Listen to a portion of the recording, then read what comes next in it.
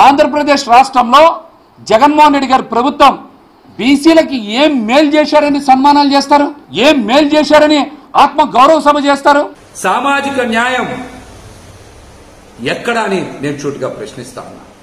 మీ మొదటి సంతకమే సామాజిక మోసంపై చేశారు, సామాజిక మోసంపై చేశారు. బీసీ, ఎస్సీ, ఎస్టీ, ముస్లింలని అగౌరవపరిచారు. మీరు 2019లో ఉప ముఖ్యమంత్రి పదవుల్ని మీరిద్దరికి కేటాయించారు. ఒకటి నిమ్మకాయల చినరాజప్ప గారు కాపు సామాజిక వర్గం, కె కృష్ణమూర్తి గారు బీసీ గౌడ సామాజిక వర్గానికి ఇచ్చారు. మీ తర్వాత జగన్మోహన్ రెడ్డి గారు సామాజిక న్యాయం పాటిస్తూ మీకన్నా మిన్నగా మీరిద్దరికిస్తే జగన్మోహన్ రెడ్డి గారు 10 మందికి ఉప ముఖ్యమంత్రి పదవులు ఇచ్చారు.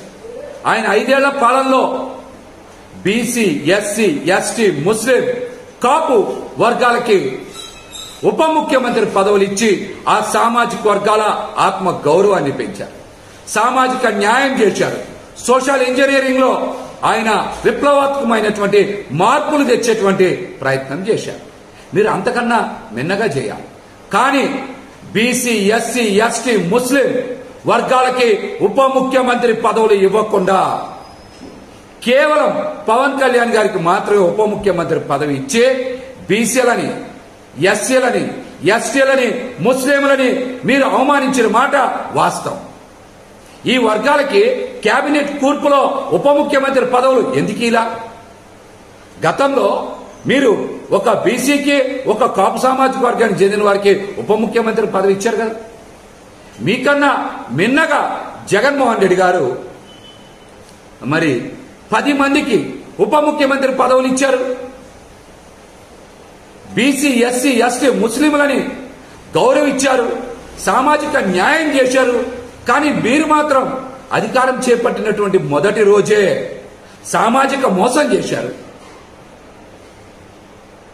బీసీ, ఎస్సీ, ఎస్టీ, ముస్లింలకి ఎందుకు ఉప ముఖ్యమంత్రి పదవులు ఇవ్వలేదో మీరు ఈ రోజున రాష్ట్రంలో ఉండేటువంటి ఈ వర్గాలందరికీ కూడా సమాధానం చెప్పాలి. మీరు కష్టకాలంలో ఉన్నప్పుడు, మీ పార్టీల్ని మొయ్యాల్సి వచ్చినప్పుడు, మీరు ఇబ్బందుల్లో ఉన్నప్పుడు, మీకేమో కేసులు పెట్టించుకోవాల్సి వచ్చినప్పుడు బీసీలు, ఎస్సీలు, ఎస్టీలు, ముస్లింలు, కాపులు అందరూ కావాలి మీకు.